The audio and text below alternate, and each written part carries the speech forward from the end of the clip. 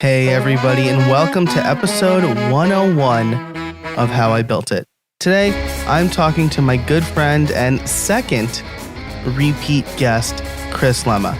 Chris is going to tell us all about how he and his team at Liquid Web built the managed WooCommerce platform over there.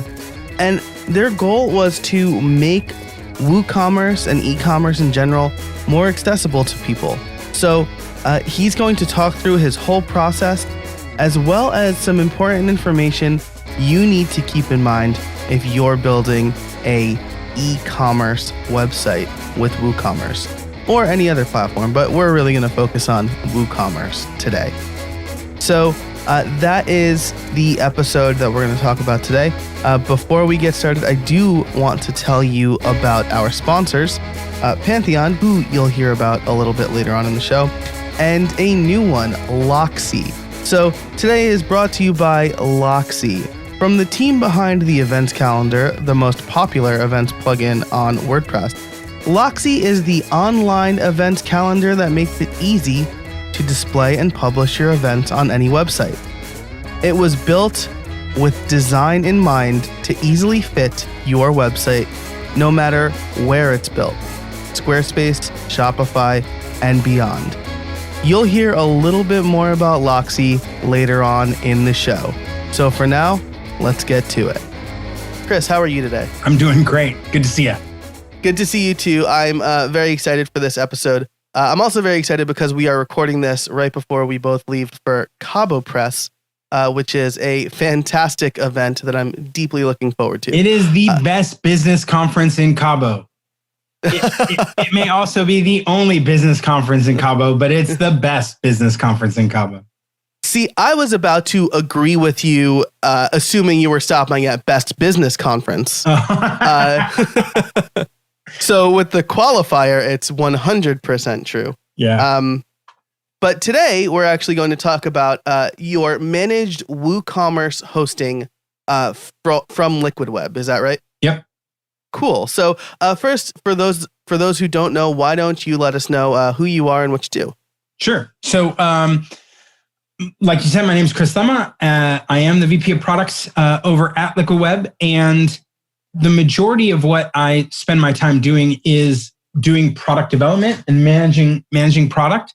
So that often ends up being focused in WordPress and WooCommerce. We spent the first year that I was here working on WooCommerce, and then from there, building out on top of that, the managed, starting with WordPress, and then building on top of that, the managed WooCommerce offering.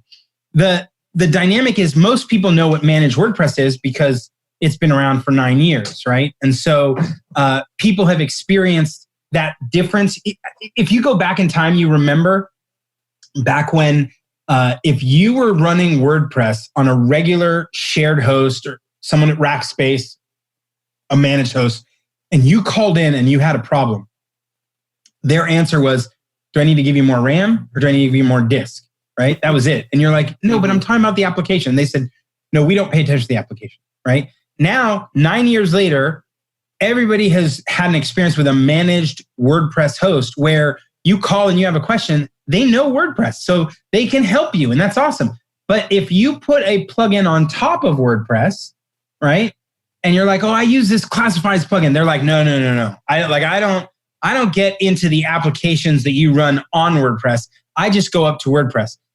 And what's amazing is with more than 3 million WooCommerce sites on top of WordPress, that was still the state of affairs, right? And so you would have a WooCommerce store and something would be slow and you would call and they'd be like, well, here's what we see at the WordPress level. And you're like, yeah, but what are you seeing at the WooCommerce level? No, we don't get into plugins, right? We're like, that's just, it's too complicated. There's too many of them. It's too complicated. And so we said, let's build a dedicated solution that, much like managed WordPress was differentiated from managed hosting, let's differentiate managed WooCommerce from managed WordPress and really bring a lot of expertise, performance optimization, thinking about it differently for WooCommerce stores into the market.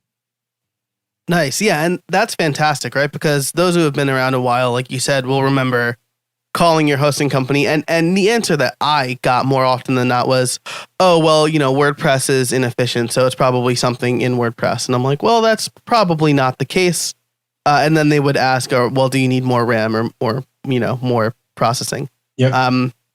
But the managed WooCommerce platform is, I think, the first of its kind, right? Yeah. And especially the way that you guys offer it, which comes with just a ton of really great tools. So as we get into kind of the research question here, I think the first thing I want to hit is you mentioned that you had to build out managed WordPress hosting first, right? So when you came to Liquid Web, there was no managed WordPress hosting, and you couldn't just make the jump to managed WooCommerce hosting. Why is that?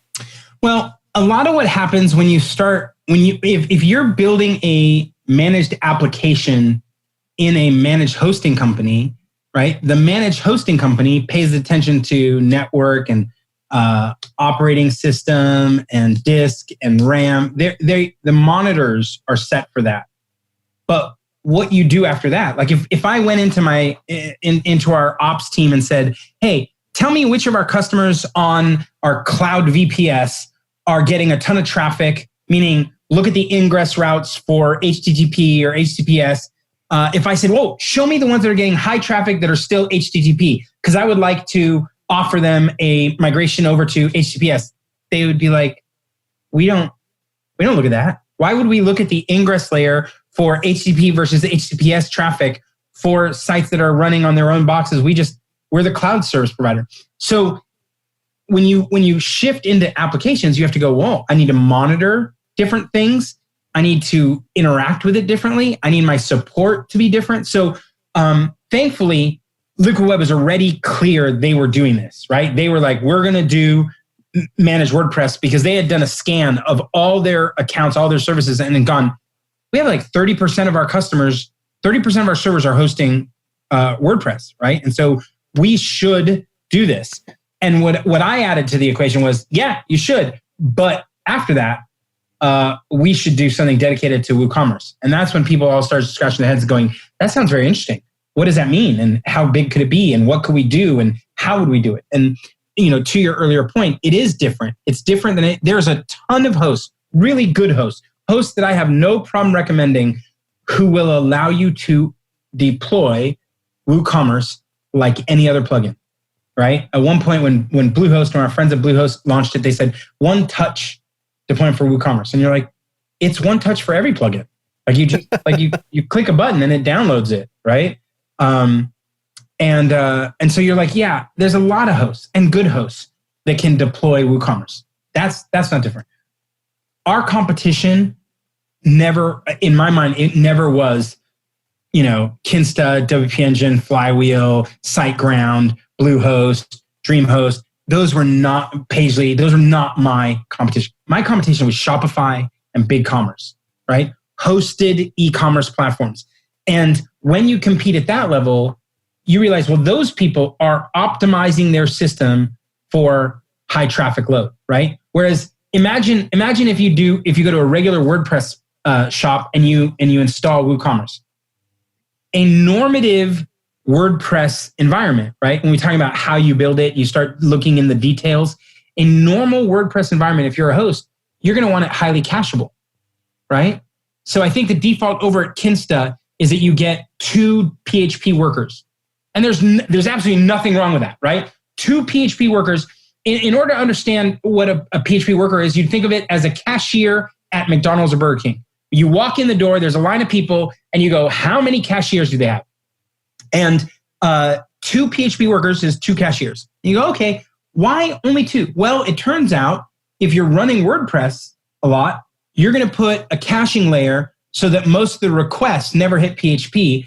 You just, whether you're talking about full page cache, right? That's normally what we're talking about. So something like a varnish or a cache plugin, that you want that hit ratio to be 90, 95%, which means only 5% is coming through to your PHP workers. So you can be highly scalable and have 2 PHP workers.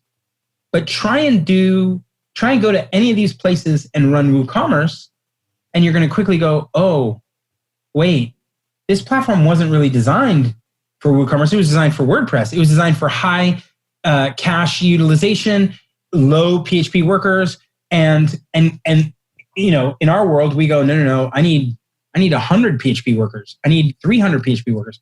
Well, if you want 100 PHP workers, right, and you go to one of those other places, you might be paying $1,000, $2,000 a month, right? If they even let you have it, and ours is obviously much lower. And so when we were building this out, we had to go, okay, first let's get everything right for WordPress. But now, how do you layer on top of that and still tweak it differently so that you can get high optimization, high performance on a platform that, yes, you'll use some cache. I mean, we offer Varnish and we offer Redis for object storage. And you go, yeah, there's ways to do that. But most importantly, I just need everything to be super fast, right? So then I got to pay attention to my infrastructure and shape it for e-commerce logged in transactions, not just non-logged in page views.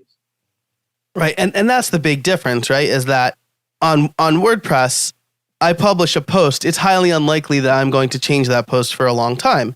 So you can reasonably assume that people will just be the same copy. But if I'm buying something, I'm probably going to be logged in. The experience is going to be different from another person who could be buying another thing. And you can't reasonably cache that information. And you start getting nuances, right? Like, let's say I want to cache the product page. Because you're like, it's the product page. Everyone's going to see the same. You go, yeah, but the product page has variations.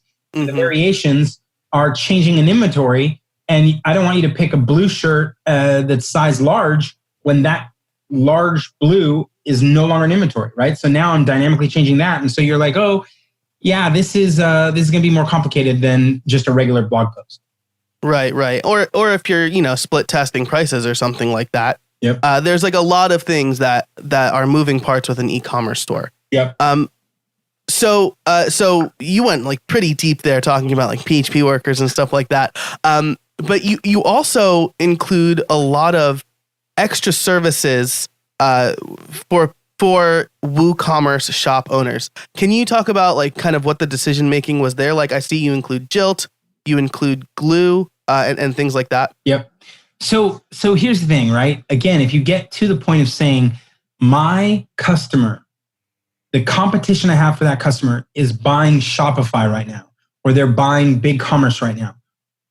If you read let's say you go to Google and you Google WooCommerce versus Shopify, or WooCommerce versus Shopify review, right? If you pull up the top 10 links, top 10 articles, you're going to read those and you're going to hear a story that goes something like this. WooCommerce has these features. Shopify has these features. WooCommerce has this interaction. Shopify has this interaction. WooCommerce has this, WooCommerce is free, but you have to buy a theme and you have to pay a couple of featured plugins. Shopify is cheap, but then you have to pay for features. You also got to pay transaction fees. And you get to the almost end, the penultimate of the article. They're about to tell you, and they go, so basically, through 90% of this article, it's basically a tie. And then you get the final paragraph. And it says something like, but with WooCommerce, you have to figure out your own hosting. You got to become your own DevOps, or you got to hire people to manage it. You got to support it, especially in high traffic. You're going to have your own engineering team that has to do this, to that. So unless you're a developer, right, we recommend that you choose Shopify. And we looked at that and went, okay, so what we have to do is take that last paragraph out of the reviews. How do we build a product? How do we design a product where people no longer say, oh, but I also have this worry about managing it, hosting it, configuring it, getting it optimized for traffic and performance? What if I didn't have to do that? And you go, that's managed WooCommerce, right? But then when you do that, you then end up with, but hold on a second, we know some things. We know that there is no native cart abandonment with WooCommerce, which means Shopify is going to do it and you're not going to do it. That's not right. Or we know that Shopify, even though you have to pay, you got to go up the chain to get their advanced reporting, right? You're not going to get it for $29. But eventually when you go up, like let's say you're paying $2.99, you're going to get their advanced reporting, but their advanced reporting is not going to impact the performance of your store. And we all know if you're running advanced reports in WooCommerce, you're going to be using the same resources and doing the same stuff that your store uses to deliver value to customers. And that's going to kill you too. So we went out and did a deal with Glue so that we could have a best-in-class analytics and reporting solution that didn't have performance impact on the store. Jilt, abandoned cart, is also a SaaS, so it doesn't affect the performance of the store. A lot of people are like, oh, but it's cheaper if I just go buy this plugin. And you go, right. But if that plugin does all the work on the same server and it's pulling data and running queries, then your site slows down. So we started looking at some SaaS partners to integrate so that we could keep your site going really fast, right? Speed and performance being the most important thing for an e-commerce store. So we did that. We turned around and went, okay, what else do we want to give these guys, right? What else should be in this package? And so we tested 50 different WooCommerce themes, right? And found the fastest, right? The fast, inched out in front of a couple others by barely a little, but Astra was the fastest performing theme for WooCommerce. And you go, okay, so Astra is free, which is awesome, but Astra has a Pro edition, which is a little plugin that goes with it. And that opens up a lot of configuration for WooCommerce. And we went, let's go do a deal and get Astra Pro here for everybody. So everybody who signs up to our business plans, right, which is the 250 and up, they get that. They get Beaver Builder too, because Astra is great with page builders. And of the page builders, Beaver Builder is the one that is not only incredibly powerful, but also really good with caching. And so you go, okay, let's get these together. And so we said, okay, we'll get you the page builder, especially for your landing pages or product pages where you're doing something custom. We'll get you Astra for your overall theme to be fast. We'll get you reporting through Glue, again, if you're in the business panel. And we'll get you Jilt to do this stuff. And we'll get you a high amount of PHP workers. We'll give you a good amount of RAM. So when you go look at the chart and you see what you get for that price, nobody who's running a real store has ever called me up and said, yeah, but can I get a discount because this is kind of expensive? In fact, a majority of our customers who have come from other hosts have lowered their fees, right? They were paying $1,200 and now $750. They were paying $600 and now $250, right? Because we increased their RAM, or we increased their PHP workers, or we increased their feature set, and they didn't have to pay for some of those other plugins. And they go, you're building the whole solution. And you go, that's exactly what I'm doing. I'm building you a solution. I'm not just saying this is about WooCommerce, right? Most companies that say, yeah, you can install WooCommerce here, they're just like, yes, you can install the plugin. Our goal was to build a total solution. And so for all our business plans, which is the standard, the plus, the pro, and the enterprise, we've created a solution that comes with a whole bunch. And then, of course, as we launched in the last 30 days, we said, yeah, but not everybody has an existing store. Not everybody is spending $1,000 or, yesterday I was on a call with a guy who was spending up to $100,000 a month in hosting, who had just shifted over to an AWS plus Rackspace combo, brought it down to 30 grand. And my quote going out to him is going to be something like $6,000, right? Wow. And we've looked at all the data, right?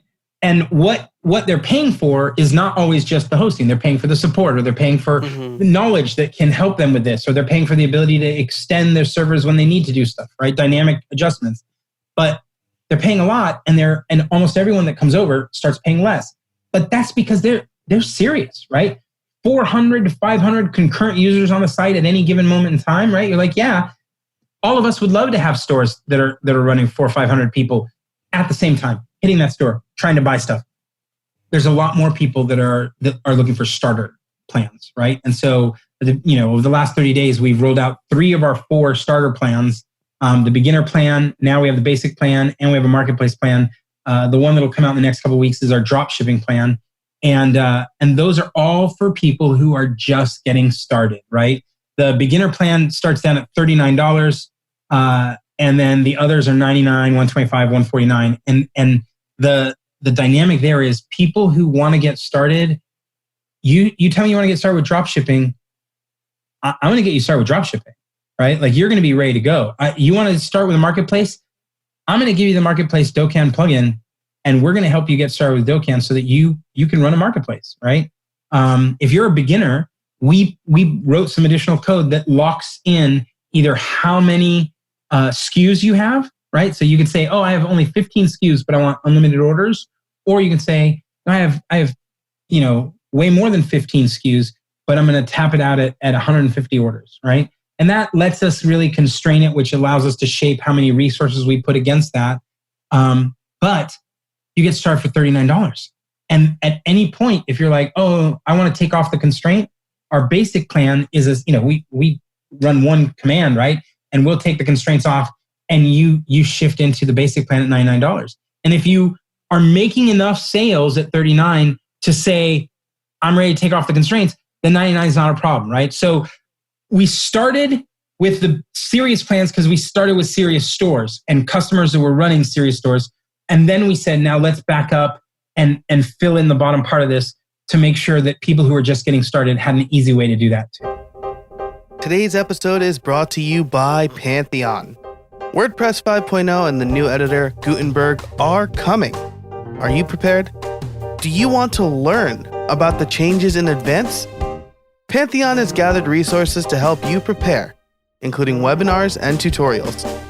Pantheon also has made it easy and free to try Gutenberg with your site before the official launch. Visit pantheon.io/Gutenberg. Let them know that How I Built It sent you. And now, back to the show. You mentioned a lot of things here that really boil down to this. You are helping people make money, right? I've always said to people, it's a little easier to sell like the price of an e-commerce store or a website that is directly making money, because you could say, right now you're spending this to make this.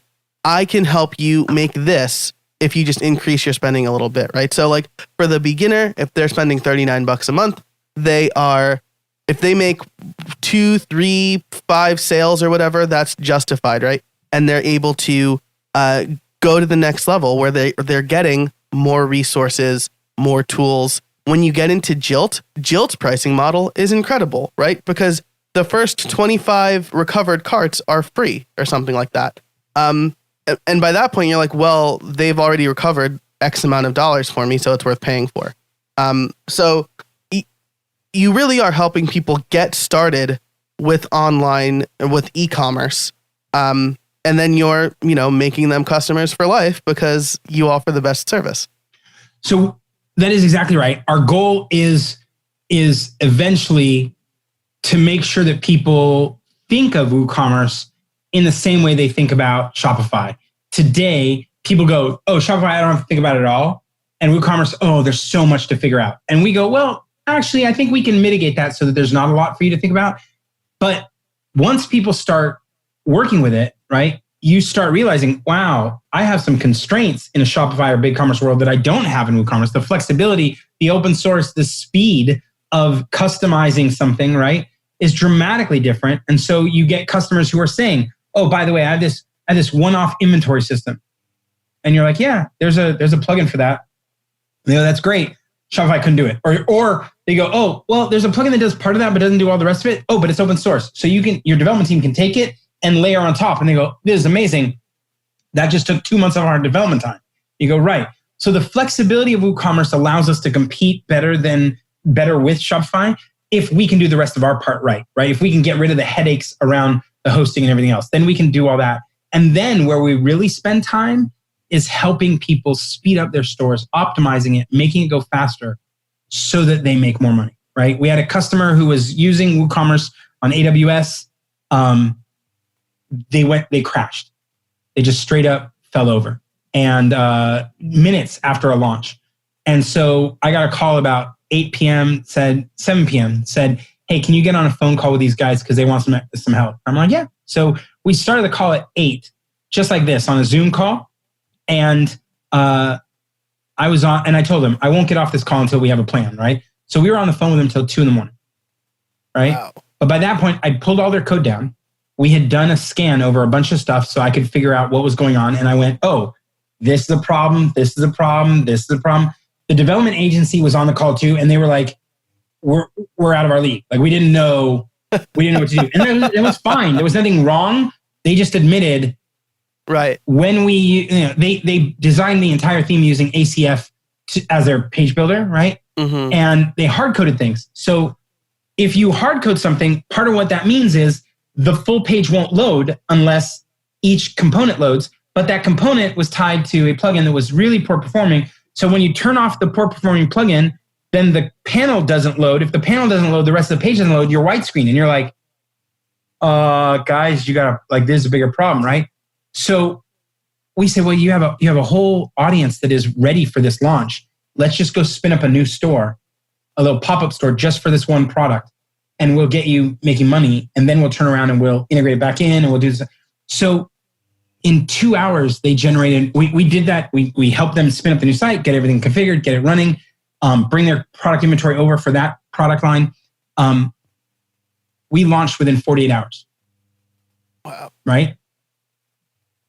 I don't really know, there's not a lot of agencies that would be like, if you call me on Sunday, I can have a brand new site for that product line launched Tuesday night, right?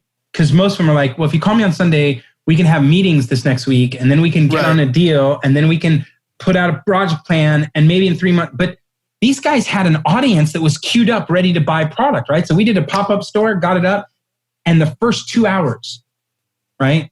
They did more revenue in 2 hours than they had done in their best month of the year last year at Christmas time.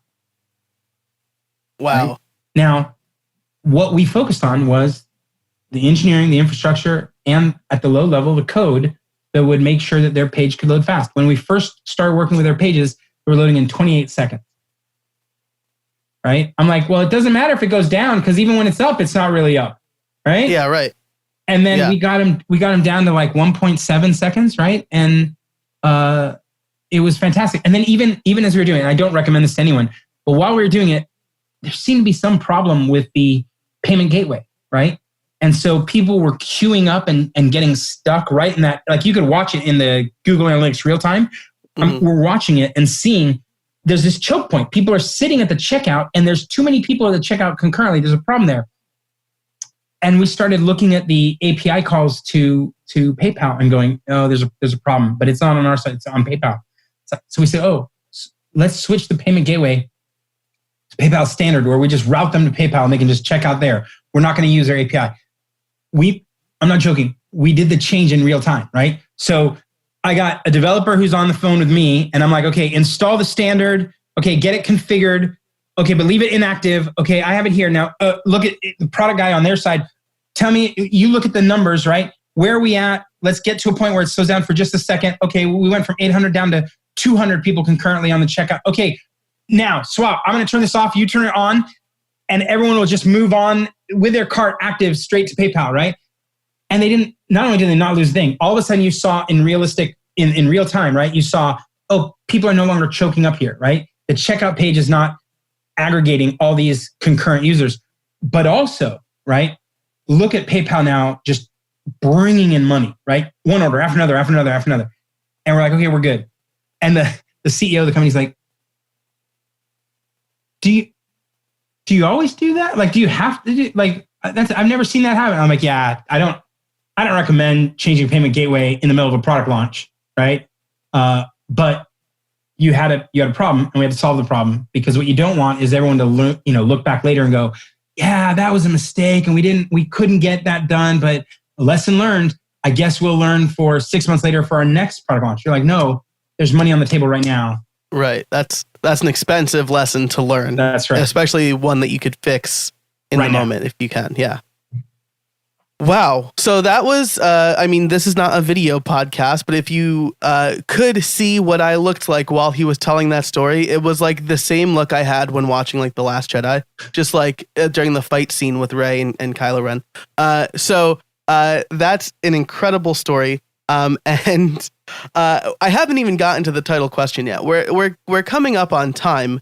But I for the title question, I want to ask you something a little bit different, because we got a lot of the details for how you put together this hosting. If I want to build a fast site, how would you build that? Like, what would you recommend I need for that? To build a fast WooCommerce site? Yes.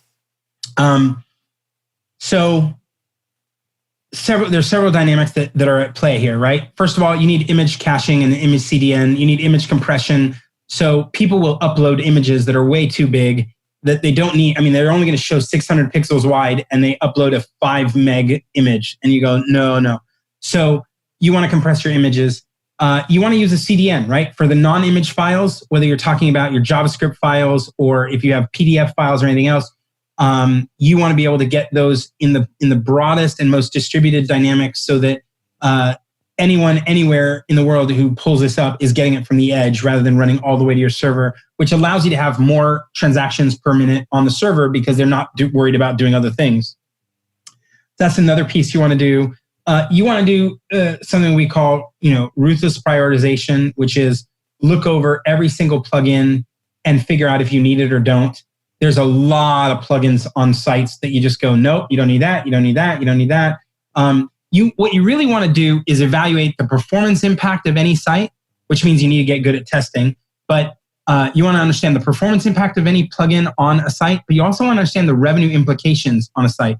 If you have a pop-up that is not super fast, has a couple issues, etc., but it generates 30% lift on your revenue, you keep that baby there. But if you have something that you like because you think it's super cool, there's a little video of me that slides up in the transparent background and I'm talking to my customer, and you're like, not only is it poor performing, no one's ever clicked it, right? You've been like, and come here, click here to go to my, and no one's ever, you have 0 click. Turn this off, but I like it, and it's me talking, and it feels good. And you're like, turn it off, right? So the ruthless prioritization gets gone a lot.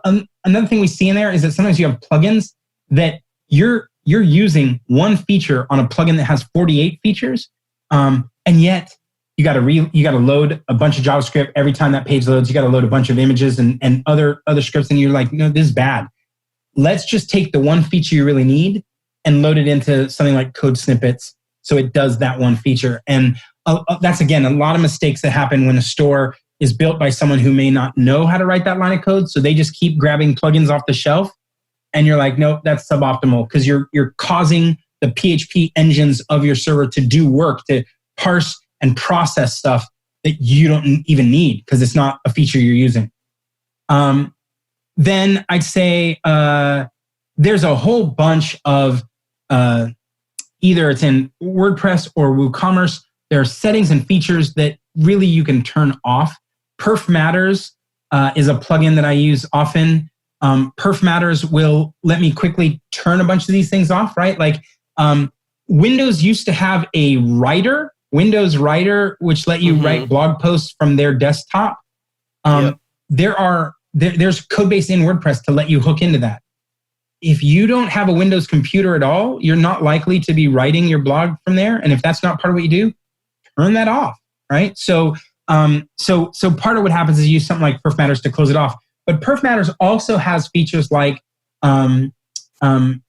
pre-calling and pre-fetching sites and resources, prefetching and working with DNS prefetching. So that's connecting to servers or other places, other domain names. So there's a lot you can optimize there so that things move a little faster. And then having a lightweight theme, which we've talked about already. From there, I think you're in a pretty good place to do the last step, which is performance test over and over again, right? Because as you performance test, you're going to find little things that you go, what's going on here? And that's when you realize, I need to optimize X, Y, or Z. This episode is brought to you by Loxy. Your website needs a calendar, and Loxy is made up from the experts behind the events calendar on WordPress. Loxy is the platform-agnostic events calendar you can embed into any website with just a simple cut and paste. Loxy makes it fun and easy to build a calendar and add events with robust listings. It's free to build your calendar, and you only pay when you're ready to publish. I can't stress this enough. If you need an embeddable events calendar, no matter what platform you're using, Loxy is the way to go. So you can check it out by going over to loxy.io, that's LOXI.io, and exclusively for How I Built It listeners, you can use the code GETLOXY for your first 3 months free. That's GETLOXINOW. for your first 3 months for free.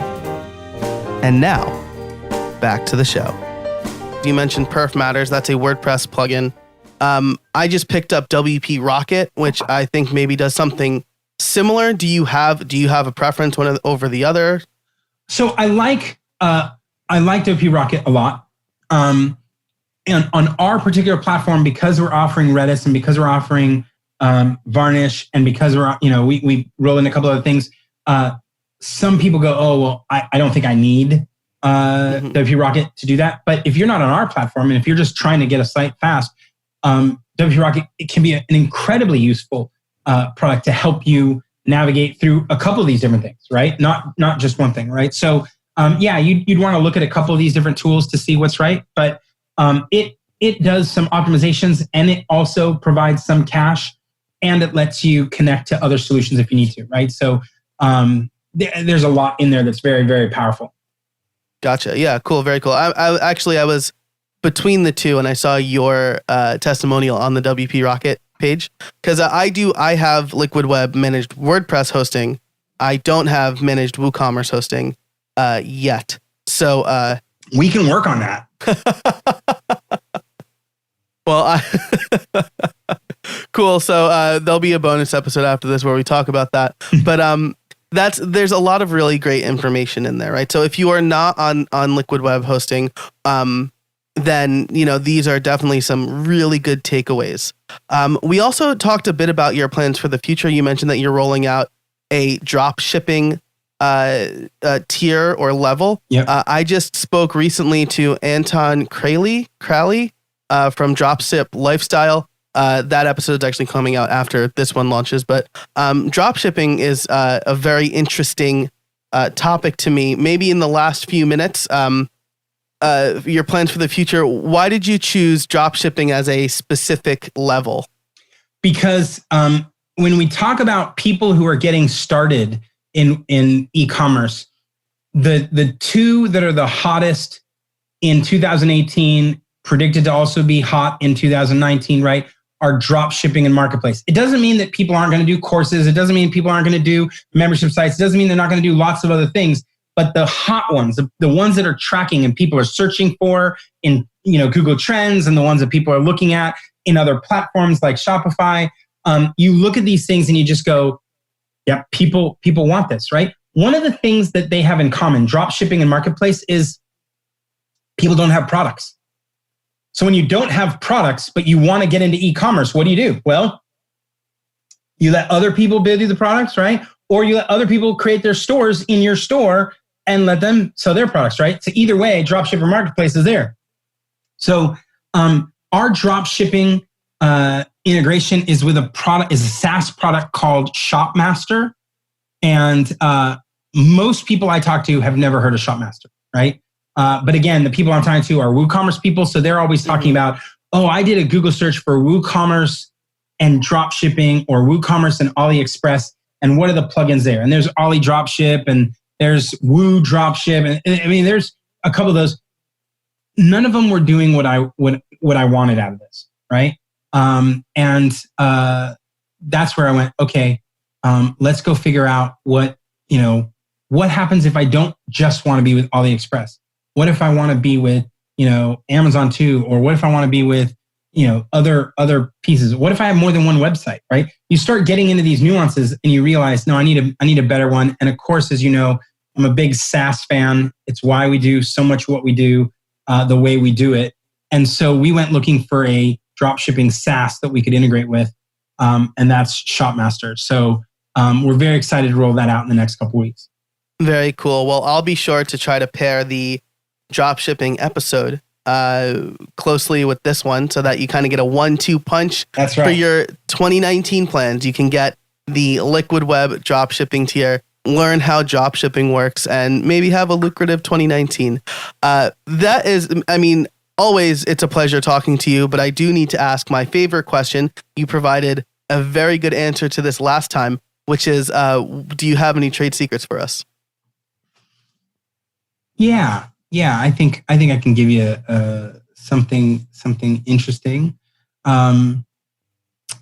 So one of the things one of the things we know, right, when it comes to e-commerce is that speed is everything, performance is everything. In that space, one of the things we know is that when your store takes more than 2 to 2.7 seconds to load between pages, people's session length drops off by 50%, which means people will leave. And that's our experience too, right? When you go to a website and you click and you have to wait a few seconds and you click and you have to wait a few seconds, eventually you're like, forget this, right? So speed's a big deal. Performance is a big deal. It has direct impact on session length, which has direct impact on revenue. And what you really want to do is performance test your store. And people go, yeah, but I don't know how to do that. And I don't even know what test to create, right? And what we've told people forever is, hey, heads up, Liquid Web will do that for you, right? If you come over here and you get, especially with our business plans, we have a whole bunch of different tests we've created, and we can run your stuff through tests and tell you where there are things that are poor performing. Right? That's it. But my little insider secret is not that, right? It's not a pitch for coming to Liquid Web. My insider secret is I think those tests are public somewhere. I think all those tests that you can potentially load up at Load Impact and run on your own, I think they all exist somewhere publicly. So, A, you can look around for them, right? Or B, you can email me at chris@liquidweb.com and I can send you a link to the repo so that if you're one of those people who goes, oh, I want to tell my customers, that I've performance test their store, or I want to know how to do this for my store, or I want to, that's our little secret. I think they're public already. And so we can help you get access to them so that you can run your own. Wow. That is a great call to action and a great piece of advice. So you already told us, but where can people find you? I'm over at Liquid Web. So you can find me at chris@liquidweb.com. You can also find me blogging over at liquidweb.com. I also have a blog over at chrislema.com. And of course, the easiest way to reach me is on Twitter, which is at @ChrisLema. All right. Chris, it's always a pleasure. Thanks so much for joining me today. I really appreciate it. All right. Take care, buddy. And thanks out there to everybody listening. Until next time, get out there and build something. Thanks so much to Chris for joining me today. It is an absolute pleasure talking to him whenever I have the opportunity to do so. I appreciate everything he talked about, not just from a building a platform standpoint, but good advice for any e-commerce store, right? Talking about the importance of performance and how you can improve performance, and how he let us in on a little secret that drop shipping is very popular. In 2019, I'm actually going to have a guest talking all about drop shipping. So definitely look for that in the future. Once again, thanks so much to our sponsors, Pantheon and Loxy. This show would not be possible without them. The question of the week for you is, what are some ways you can improve the performance of your e-commerce site? I just went through this myself by working my way through some performance issues over on Creator Courses, and I'm curious, what are some ways that you can improve the performance of your e-commerce site? Let me know on Twitter at jcasabona or email me, joe@howibuilt.it. If you want to join the conversation with other listeners, you can head over to howibuilt.it/Facebook and join the community over there. You can find all of the show notes, everything that we talked about at howibuilt.it/101. So head over to Apple Podcasts and leave us a rating and a review. It helps people discover us. So I think that's everything. Thank you, Chris. Thanks to the sponsors. And thank you for listening. Until next time, get out there and build something.